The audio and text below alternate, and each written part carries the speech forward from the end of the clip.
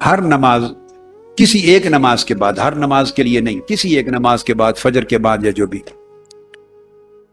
ایک تسبیح لا الہ الا اللہ کی آنکھیں بند کر کے اپنے دلوں کی طرف ایسا تصور کریں، اور جو زیادہ پڑھنا چاہیں 200 مرتبہ پڑھ لیں، جو اور زیادہ پڑھیں 333 مرتبہ پڑھ لیں، یا 111 بار پڑھ لیں۔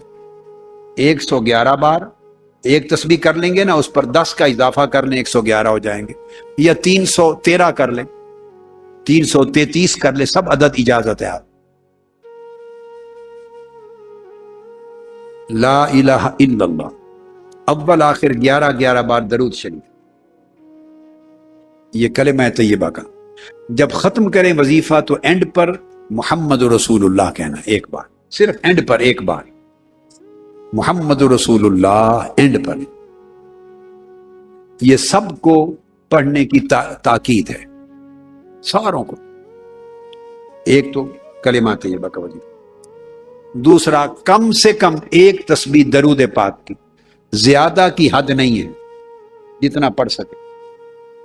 جب لا الہ الا اللہ کی تسبیح کریں اس وقت اپنے دل کی طرف توجہ کریں اور دھیان کریں جیسے اللہ پاک کا نور اتر رہا ہے اس کی سمدیت اور احدیت کی بارگاہ سے، اور نور آپ کے دل پہ اتر رہا ہے بارش کی طرح۔ دیکھتے رہے نا، بارش رات کو بھی آئی تھی، موسلا دھار بارش کی طرح نور، انوار و تجلیات اتر رہے ہیں، نور ہی نور، اور دل اس میں گرا ہوا ہے، اور رفتہ رفتہ تصور کریں کہ اب وہ نور دل کے اندر بھی جا رہا ہے اور دل اندر سے بھی روشن ہو رہا ہے، یہ اللہ کے ذکر کا نور اتر رہا ہے۔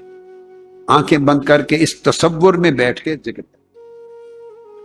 دوسرا، ایک تسبیح کم سے کم یا زائد جتنا پڑھ سکیں اجازت دیں اوقات، حضور السلام پہ درود پاک، اللہم صلی علی پڑھیے، سیدنا و مولانا محمد وعلی آلہ وصحبہ وبارک وسلم، یہ درود پاک۔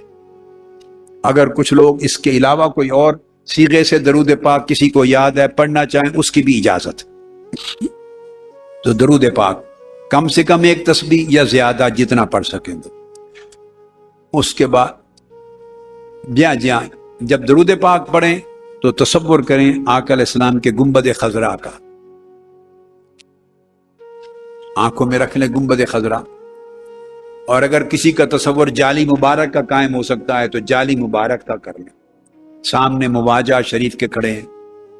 جالی مبارک کا قائم نہیں ہوتا تو گنبد خضرا تو ہر کوئی دیکھتا ہے نا تصویر، تو گنبد خضرا کا تصور کر لیں۔ سب گنبد خضرا، جالی مبارک، قبر انور سے آقا کے انوار و تجلیات ہی نکلتی، تو آقا کا تصور کر کے گنبد خضرا کا حاضری کا درود پاک۔ تیسری تسبیح استغفار، استغفر اللہ العظیم الذی لا الہ الا ھو الحی القیوم واتوب الیہ، یہ استغفار 100 مرتبہ ایک تسبیح۔ یہ 3 ہو گئی۔ اس کے بعد کوئی پریشانی ہو، رزق میں تنگی ہے، کاروبار میں تنگی ہے، مشکل اوقات ہیں، اس قسم کی چیزوں کے لیے سورہ لإلاف قریش 11 مرتبہ، پھر 11 مرتبہ سورہ الماعون ارأیت الذی یکذب بالدین، پھر 11 مرتبہ انا اعطیناک الکوثر۔ خوف ہو، غم ہو، پریشانی ہو، رزق میں کمی ہو، جاب کا مسئلہ ہو، کاروبار میں برکت کا ہو، ان تمام امور کے لیے یہ 3 صورتیں اکٹھی ہیں، ان کو 11 بار پڑھنا ہے۔ اول آخر 3 بار درود شریف، 11 بار پڑھیں۔ ٹائم کی اجازت ہے آپ کو، ایک ٹائم بنا لیں جو آپ کو سہولت ہو۔ 2 نفل مغرب کے بعد پڑھیں، صلاۃ الحاجہ، مغرب کی سنتوں کے بعد ہی بے شک یہی نیت کر لیں۔ پہلی رکعت میں قل یا ایھا الکافرون، دوسری میں قل ھو اللہ احد، یہ پڑھ کے 2 رکعت نفل پڑھ کے تو پھر دعا کر لیں، اور اگر اس ٹائم وقت اجازت دے تو یہ 3 صورتیں جو بتائی ہیں اس کے ساتھ ملا لیں الکوثر تک۔ القریش، المعون، الکوثر، یہ روزگار، پریشانیاں وغیرہ معاملات۔ اگر کوئی جی نہیں، یہ صورتیں 3 دفعہ بھی پڑھ سکتے، مگر 11 بار پڑھیں تو اچھا، 11 بار تینوں صورتیں، درود پاک اول آخر 3 بار۔ اس کے بعد اگر بیماری ہے، آپ کو ہے، گھر میں کسی کو ہے، سب کی، یہ فیوزات محمدیہ لے لیں، فیوزات محمدیہ، اس فیوزات محمدیہ پر صفحہ نمبر 349 پر 300، اور رزق میں جو کچھ رزق میں پریشانی ہے وہ 3 صورتیں بتا دی نا، اس کے ساتھ رزق میں ساتھ یا باسط، یا باسط، یا وہاب، کیا؟ یا باسط یا وہاب پڑھیے، یا باسط یا وہاب، یا باسط یا وہاب، یا باسط یا وہاب، تو یہ بھی پڑھ سکتے ہیں، اور یا باسط یا واسع، واسع وسعت سے 2 اسما پڑھیں، یا تینوں ملا کے پڑھنا چاہیں، جیسے جیسے یاد رہے، یا باسط یا واسع یا وہاب پڑھیے، یا باسط بے الف با سین تا، تو یا باسط یا واسع یا وہاب، یا باسط یا واسع یا وہاب، یاد رہ جائے گا۔ تو یہ 3 اسماء حسنہ، اسماء حسنہ، اسماء مبارکہ پڑھ کے اس کی تسبیح کر لیں اکٹھی، یا باسط یا واسع یا وہاب، ایک بار پڑھا نا، پھر دوسرا دانہ، پھر تیسرا، اس کی تسبیح کر لیں، تو ایک مرتبہ، صرف ایک مرتبہ اس کی تسبیح کر لیں۔ وہ 3 صورتیں بتا دیں، ان کو 11 بار پڑھ لیں، وقت کم ہو 7 بار پڑھ لیں، اگر یہ اجازت ہے دونوں عدد کی بھی۔ تو یہ اللہ پاک کی اسماء مبارکہ میں سے۔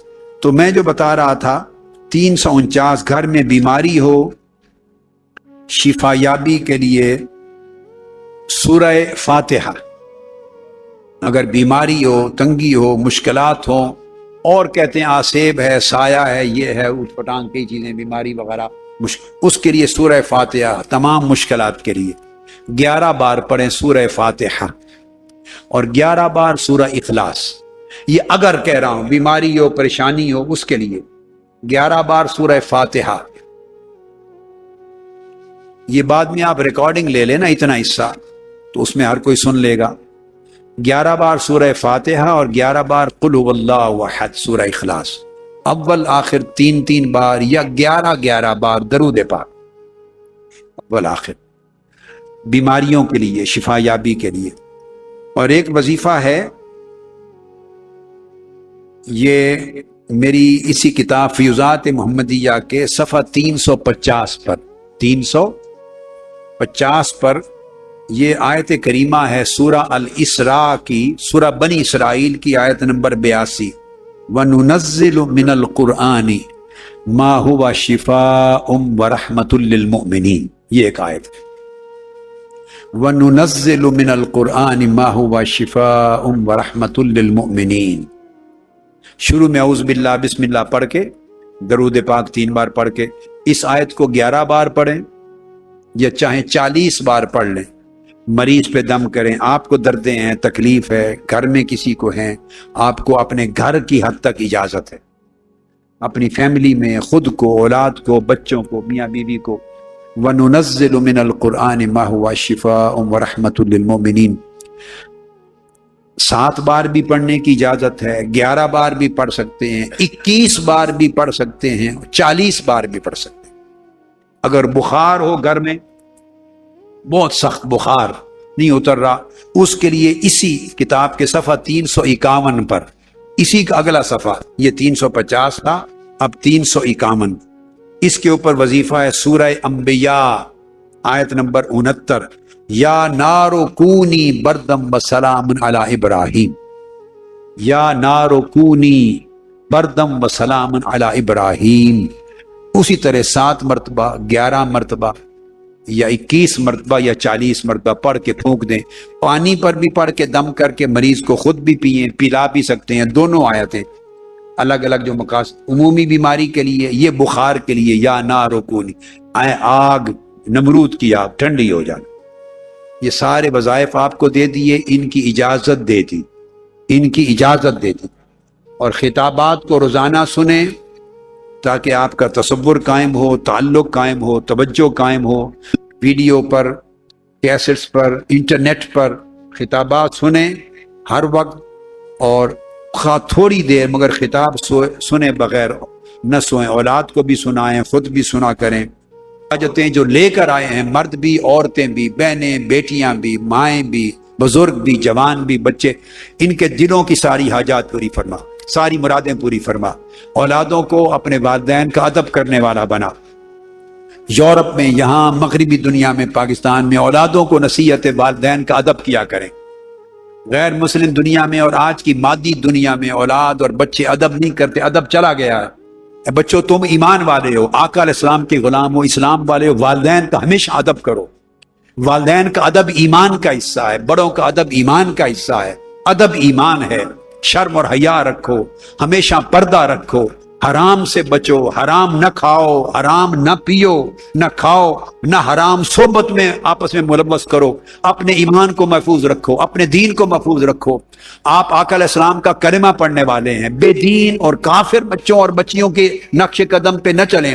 اس معاشرے کی فحاشی، عریانی، بے حیائی کی پیروی نہ کریں. ہمیشہ استقامت کے ساتھ رہیں، ایمان پر رہیں، تقوی پہ رہیں، حیا پہ رہیں، دین پہ رہیں.